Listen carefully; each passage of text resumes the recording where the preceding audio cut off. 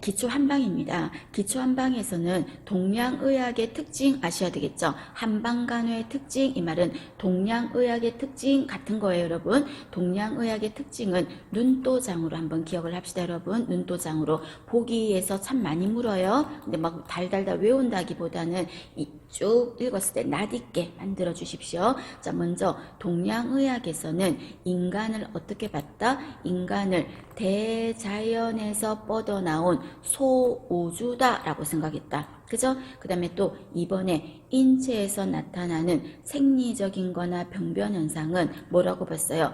대자연의 운행 과정에서 발생하는 거다라고 봤어요. 그리고 인체에서 나타나는 모든 병적인 현상은 서로 연관되어 있다. 위 따로, 간 따로, 심장 따로 이게 아니라 서로 엮여 있다. 그래서 서로 엮여 있는 관계를요, 유기체 또는 통일체, 그리고 하나하나 보는 게 아니라 종합적으로 보는 거죠. 그래서 유기체다 또는 통일체다, 종합적이다, 이런 게 동양의학의 특징입니다. 그래서 절대로 독립적이다 이런 말 하면 안 돼. 또는 개별적이다 이런 말 하면 안 돼. 됐나요? 그래서 유기체다, 통일체다, 종합적이다 이렇게 봅니다. 그리고 동양의학은 육체와 정신을 다 중요하게 해요. 그러나 하나만 더 중요하게 다루는 부분은 어디를 다룬다? 정신적인 면을 강조한다 라고 했어요.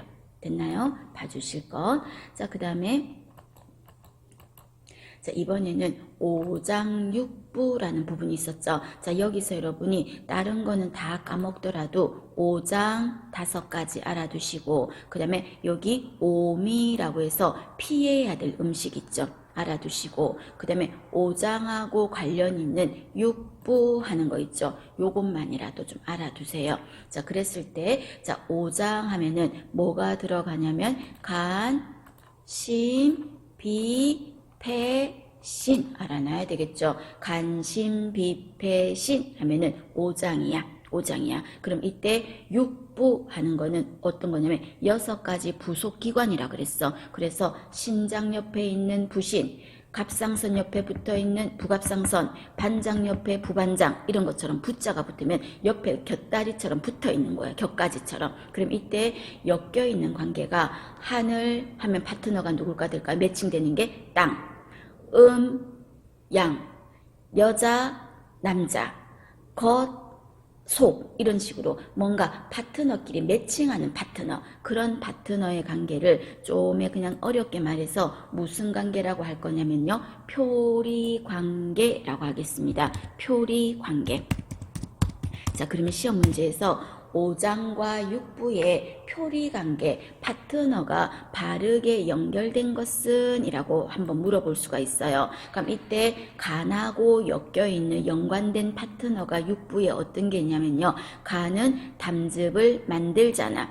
그 만들어진 담즙을 저장하는 곳이 간 바로 옆에 뭐가 있어요? 담낭이 있지. 그래서 간과 매칭이 되는 관계가 누구다? 담낭, 육부에 들어갑니다. 간하고 담낭은 표리관계예요. 그 다음에 또 비장 있죠. 3번째 비장. 비장은 제가 뭐라고 그랬어요? 아우 비위상해 이래 말했죠. 비위상해. 그래서 비장하고 위는 굉장히 관련이 높아요. 그래서 비장과 표리관계는 육부가 어디에 들어간다? 위가 들어가. 그래서 위는 오장이 안 들어가요. 육부에 들어가. 그 다음에 또 밑에 있는 신장 있죠. 콩팥. 콩팥은 소변을 만들지. 그 만들어진 소변을 저장하는 곳이 어디입니까? 방광이지. 그래서 신장하고 표리관계가 있는 육부는 어디가 된다? 방광이 되는 거예요. 그리고 또 심장은 어떤 거와 관련이 있다? 소장과.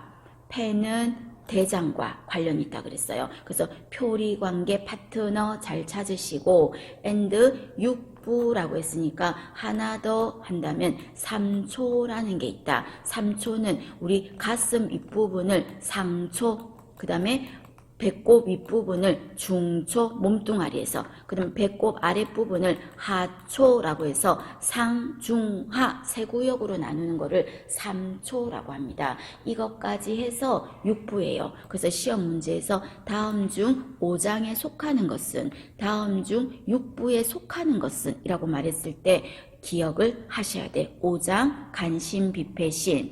육부는 표리관계 엮여서 생각하시고 3초까지 들어가는 게 육부다. 그래서 이 위는 오장에 안 들어갑니다. 육부에 들어간다는 거. 그럼 이때 간신비패신이라고 했는데 시험 문제 이번에도 나왔었죠. 간 나왔어요. 그리고 심장 이런 거 좀 잘 나올 수 있어요. 그럼 이때 간은요, 피를 간수하고 여성 생식 기능과 관련이 있는 장기고, 손톱을 윤기 있게 하는 장기가 오장 중에 어디냐 이렇게 물어볼 수 있어. 어디라고요? 간이에요. 간입니다. 그리고 심장은 신이 깃들었다, 영혼이 깃든 곳이다 하면은 심장이에요. 그리고 인간의 중심이다 이런 말이 들어가면 심장입니다. 그 다음에 여기 밑에 피를 조정하고 이런 거는 비장, 기를 다스리고 폐, 뭐 남성 생식기와 관련 있고 하는 거는 신장, 그건데요. 시험에서 간 언급된 적 있고요. 심장 이런 거 조금 언급된 적 있습니다. 자, 그러면 이때 5장에서 반드시 피할 음식을 기억하자 그랬죠. 그럼 이때 피할 음식은 간에는 어떤 음식을 피하자? 매운 거, 매운 거 피하자. 심장은 어떤 음식 피하자? 짠 거. 그리고 또 심장은 마음의 중심이잖아. 신이 깃든 영혼이 있는 거니까 우라병, 합병 생각했을 때 뜨거운 거 먹으면 속이 더 터지겠지. 그래서 심장의 병은 온식을 금하라 라고 했어요. 그 다음에 비장은 위하고 굉장히 관련이기 때문에 위산, 산이 안 좋아. 그래서 산, 새콤한 거 이런 거 피하고, 그 다음에 폐는요, 어떤 걸 피하자? 엄청나게 쓴 약을 뭐라 그래? 고미제라고 하거든. 그래서 쓴맛을 피하고, 그리고 폐가 안 좋은 사람은 뚱뚱한 사람 없어요. 삐쩍 말랐다 그랬죠. 삐쩍 마르니까 뜨뜻한 음식이 좋아. 차가운 거 싫어. 그래서 차가운 음식을 피하고 그 말입니다. 그리고 신장은 어떤 음식?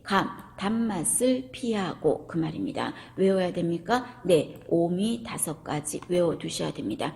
파트너 짝꿍 잘 찾으셔서 교통정리하셔서 외워두셔야 됩니다.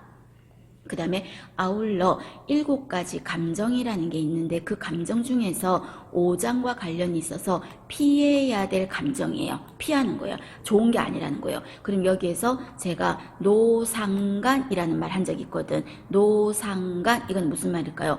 분노를 하면 간을 상하게 한다 그 말이에요. 노상간. 화를 내면 간을 상하게 한다. 그 다음에 희상심이라고 돼 있죠. 이거는 희자가 희열, 기쁨을 느끼는 거예요. 너무 기쁨이 너무 무드가 업됐어. 그럼 어떤 장기를 상하게 한다? 심장을 상하게 한다. 희상심. 그 다음에 3번째는 사상비라고 했어요. 자, 사는요 무슨 말이냐면 생각이 너무 많아.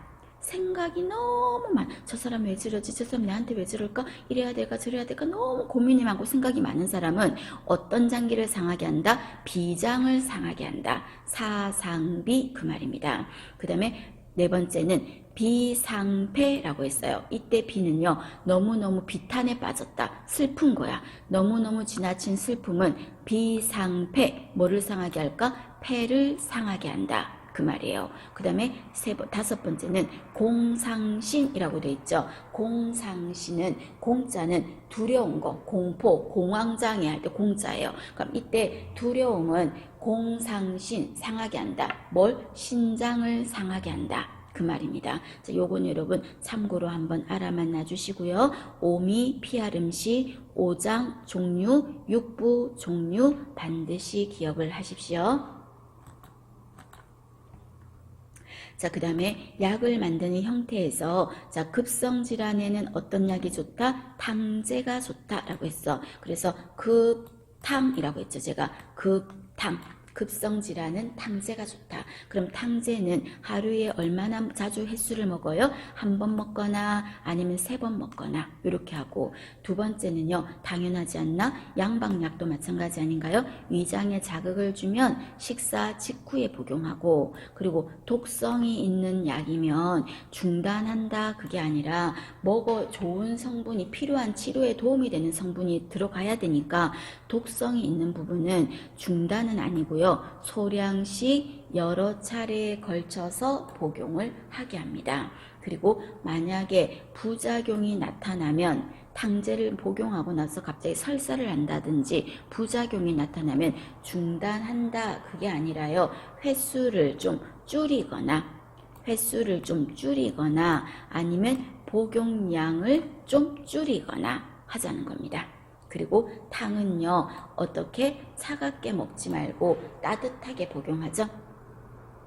그 다음에 이번에는요 약을 가루약으로 만든 거야. 그래서 이때 문제에서 채로 쳐서 고르게 만들었다 이런 말 들어갈 거야. 마른 약을 이렇게 곱게 빻아가지고요 채로 쳐서 고르게 분말가루 같은 것만 밑으로 흘러나오게 한 거, 그런 가루약을 뭐라고 한다? 산제라고 하겠습니다. 산제 뜻만 아시면 돼요. 그 다음에 3번에 급성질환은 탕제, 만성질환은 환제, 우왕청심환처럼 환으로 만든 거 만성질환에 도움이 된다.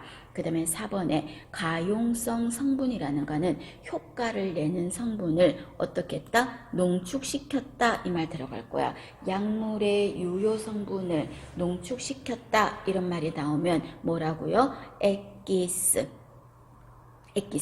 그 다음에 5번에 반유동식 상태라 그랬죠. 경옥고 같은 그런 반유동식 상태는 액체는 액체인데 약간 걸쭉하게 졸여진 액체, 졸인 거. 그런 액체를 뭐라고 한다? 보제라고 합니다. 걸쭉한 거. 그리고 이게 어떤 약을요 질이나 항문에 넣는 약은 우리 양방에서 뭐라 그래? 좌약이라고 하죠. 똑같아. 그런 형태로 만든 거는 좌제라고 하겠습니다.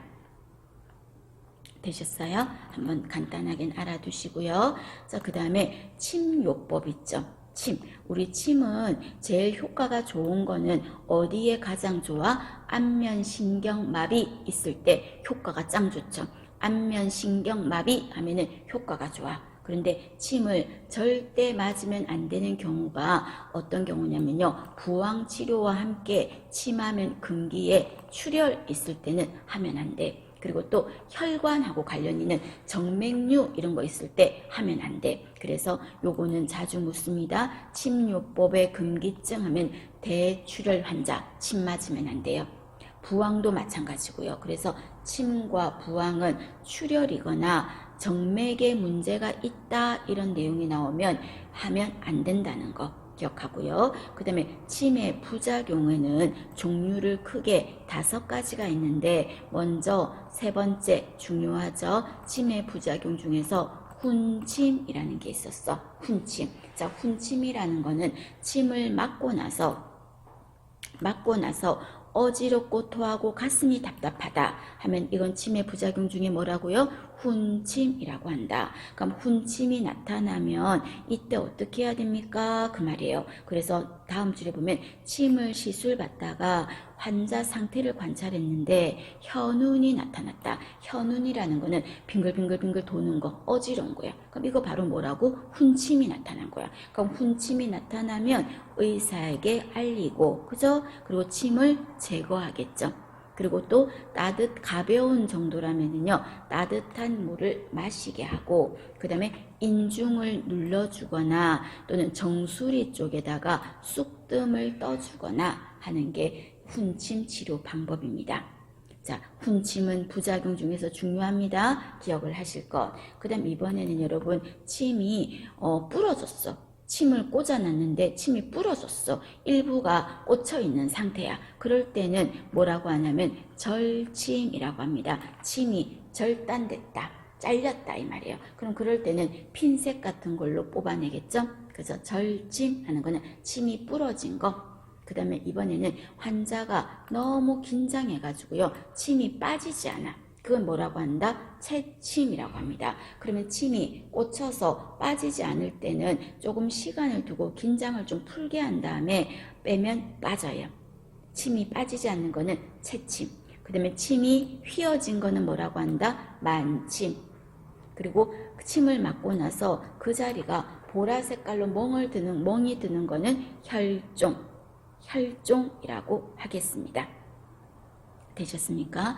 요거 같이 보세요. 그래서 치매 부작용 종류 이름들 기억하고, 그래서 시험에서 훈침이 제일 많이 나왔고요. 그 다음에 만침 한번 나왔었어요. 침이 구부러진 걸 뭐라고 하냐, 이렇게 단답형으로요. 만침이라고 하겠습니다. 되셨습니까? 봐주십시오.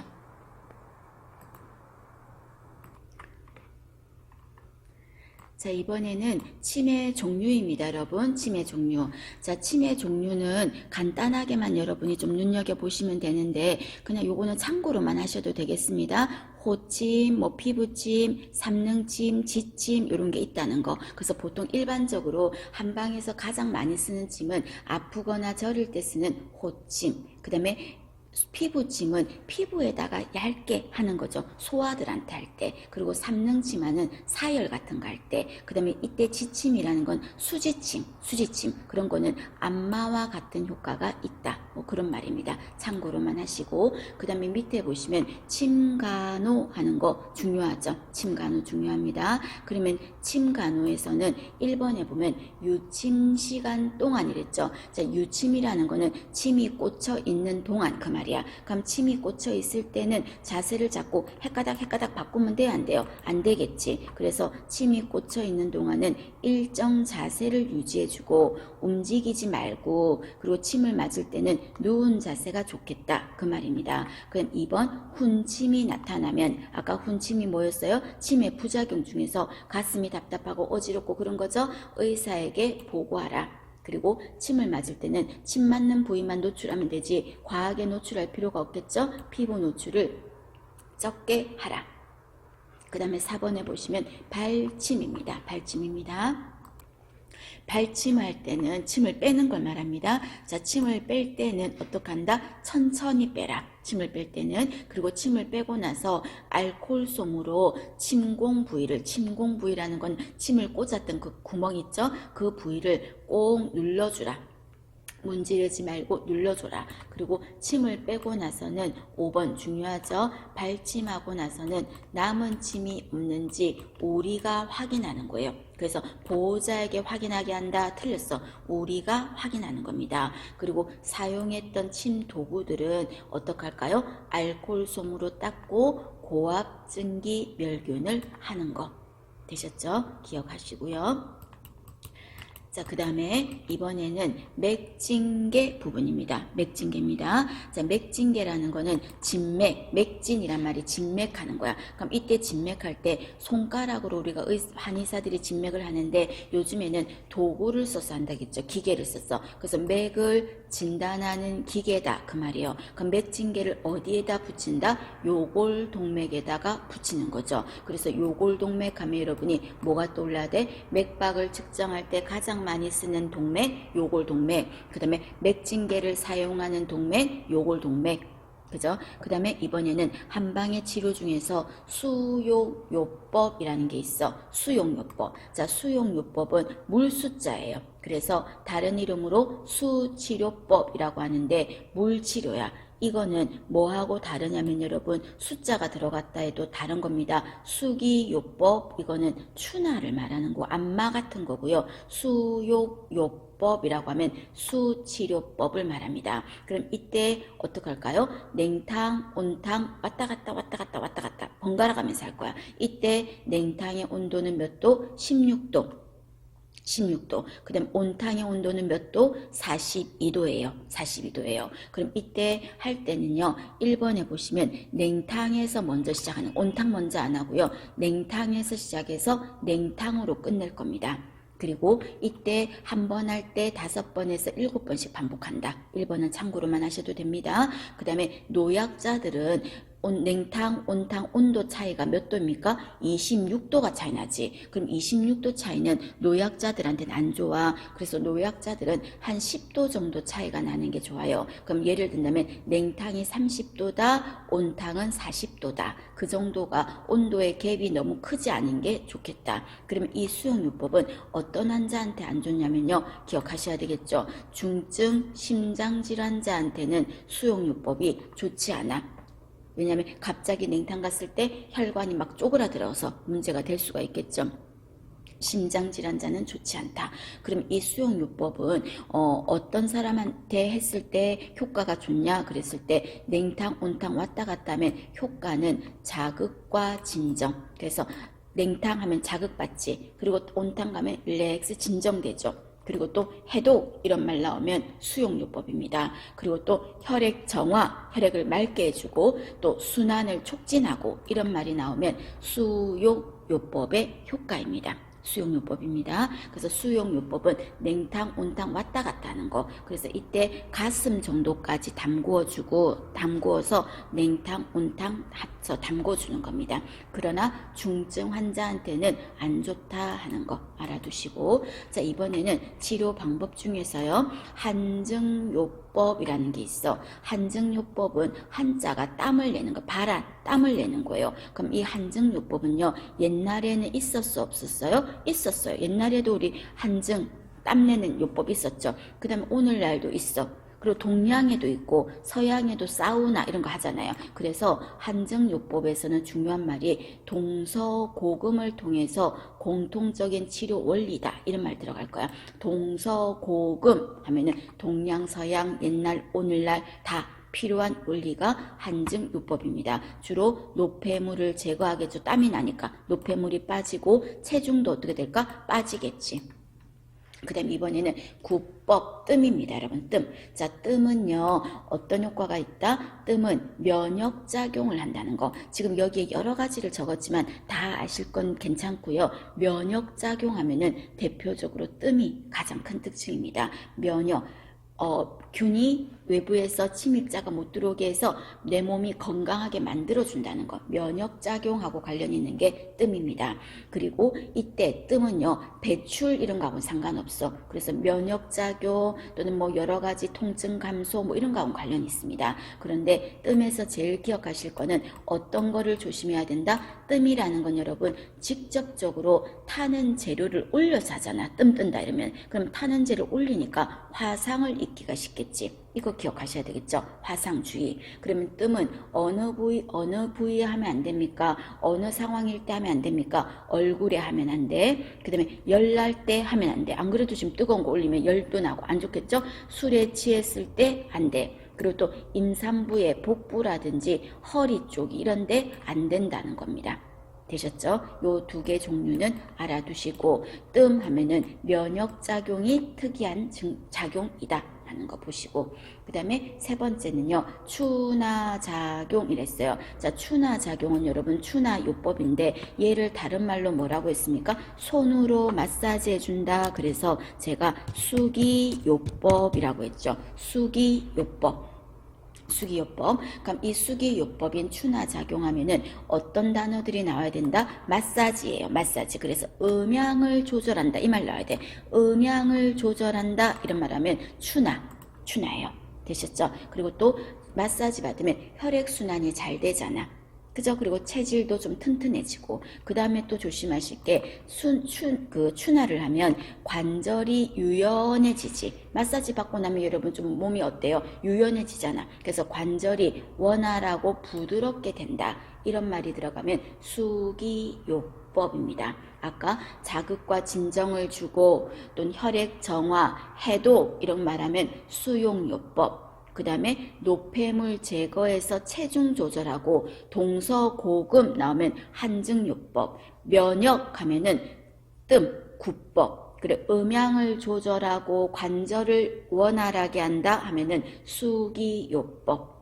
이렇게 기억하세요. 그 다음에 마지막으로 부항요법이라는 게 있어. 자, 부항요법이라는 건 여러분 이건 어떤 거냐면 단지를 올리는 거잖아요. 그래서 얘는요 직접적으로 타는 재료를 올리진 않아. 직접적으로 타는 재료를 올리는 거는 뜸이었어. 부항은요 간접적으로 따뜻하게 화관을 따뜻하게 만들어서 하는 거잖아요. 그래서 간접적인 화력을 이용한다 이런 말이 나오면 부항입니다. 시험 문제에서 간접적인 화력을 이용한다 이렇게 말하면 부항입니다. 그럼 이때 부항 치료를 할 때 근육이 많거나 뚱뚱하다면 당연히 그 붙이는 화관 있죠. 그 단지 화관은 큰 것을 써야 되겠죠.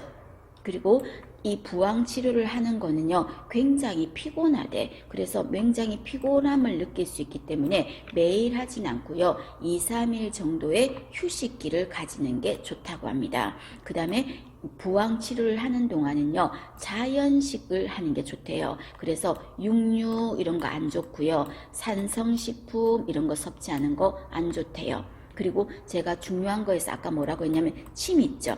침하고 이 부항하고 두 가지는 언제 하지 마라? 출혈, 정맥류 이런 거 있을 때 하면 안 된다 그랬어. 그래서 부항요법의 금기에도 출혈, 정맥류 이런 경우에는 하지 않는다는 거 봐주십니다.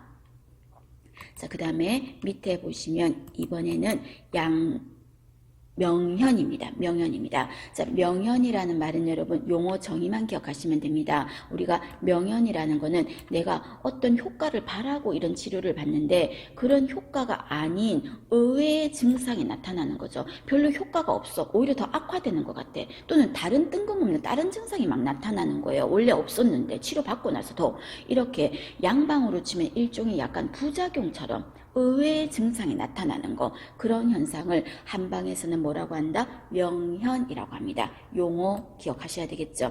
그 다음에 이번에는 양생이라는 말이 있어. 양생. 자, 양생이라는 말은 여러분 오늘날에 뭐하고 비슷하다? 건강을 업시킨다. 건강을 업시키는 증진의 개념과 비슷해요. 그럼 양생이라는 말을 쓸 때는 아파서 하는 게 아니야. 아프기 전에 안 아플 때 건강 관리를 해서 건강을 업시키는 거예요. 그게 양생입니다. 그래서 이 양생은 병이 생기지 않도록 평소에 건강에 신경을 쓰는 거, 그게 양생이에요. 그럼 이렇게 사는 사람이 대표적으로 누가 있냐면 TV 프로그램 중에서 나는 자연인이다 이런 프로 있죠. 그런데 나오는 사람들의 생활 패턴이 양생하는 생활 패턴을 갖고 있어. 그래서 자연에 순응하죠. 춥다고 막 뭐 겨울옷 입고 이렇게 안 살잖아. 그 사람들은 그죠? 추우면 추운 대로 적응하고 더우면 더운 대로 적응하고 그게 양생이야. 그 다음에 그런 사람들이 해가 막 중천에 떴을 때까지 자지 않죠? 새벽부터 일어나죠?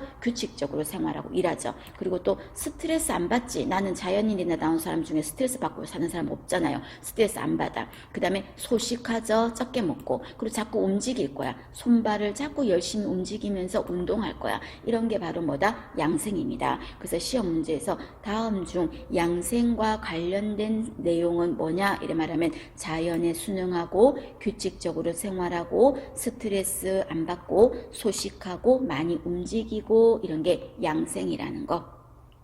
그 다음에 여기 밑에 보시면 한방치료 방법이라고 되어 있죠. 한방치료 방법. 자, 한방치료 방법에서는 여기 보시니까 뭐가 있어요? 보법이라는 거 있죠. 자, 보법 이 말은 이거 뭐냐면요, 허약한 데를 좀 도와주는 거야. 그럼 일종의 우리가 먹는 약 중에서 뭐가 있어요? 우리가 보약해 먹자, 보약 먹는다 이래 말하죠. 그럼 이런 거는 내가 약한 데를 좀 보호해주고 좀 보충해주는 역할을 하는 거예요. 그래서 보충해주는 방법이다. 그래서 보법이라고 합니다.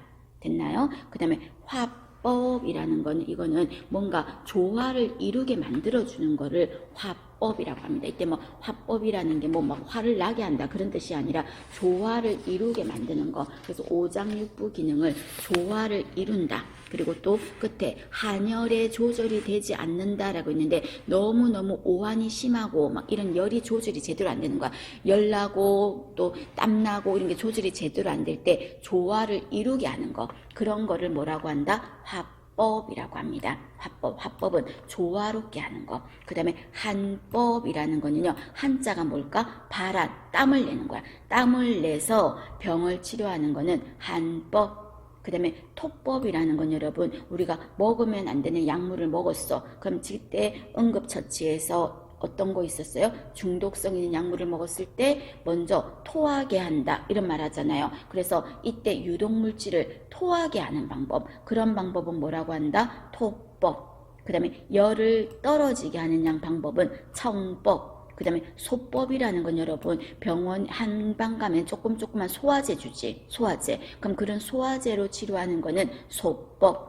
그 다음에 합법이라는 거는 여러분 무슨 약 있어? 한방에서 말고 양방에서 하제 이런 말 하죠. 변비약.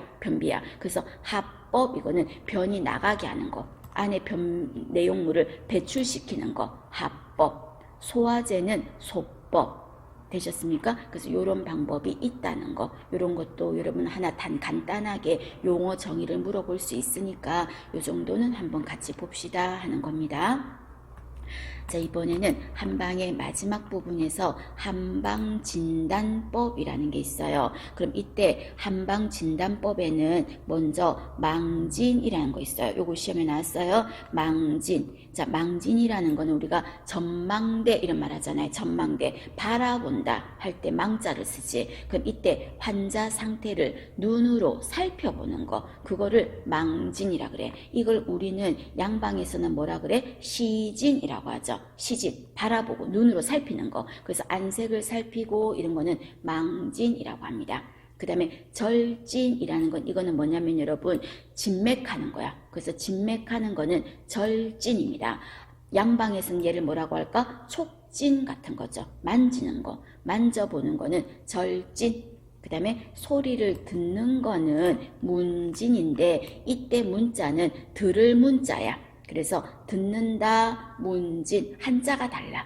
그 다음에 물어보는 거 있죠. 우리가 건강진단 같은 때 할 때 문진표 작성한다고 하잖아요. 그럼 이때 문진표 하는 건 물어보는 거지. 그래서 문진하는 요거는 물어보는 거 문진입니다.